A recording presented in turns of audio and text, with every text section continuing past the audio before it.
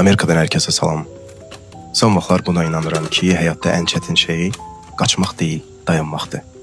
Sakit dayanmaq, nəfəs almaq, heç nəyi tələsdirmədən hər şeyin öz yolunu tapmasına icazə vermək.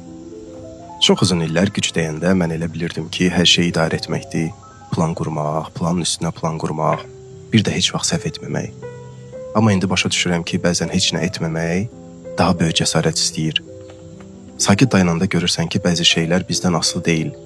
İnsanları zorla dəyişdirə bilmirsən, yolları düzəldə bilmirsən, hətta özünü belə güclə başqa bir şeyə çevirmək olmur. Və sən susanda, sakitləşəndə elə bil həyatın öz səsi eşidilir. Onda görürsən ki, nələrsə sakit-sakit öz-özünə düzəlir, sən toxunmadan. Düşünürəm ki, bəlkə də həyatın ən gözəl hədiyyələri biz nəzarəti buraxanda, içimizdə biraz boşluq saxlayanda gəlir. O boşluq olmasa heç nə sığmır bəlkə də həyatımıza, nə gözəllik, nə yeni insanlar, nə də səni daha yaxşı biri edəcək təcrübələr.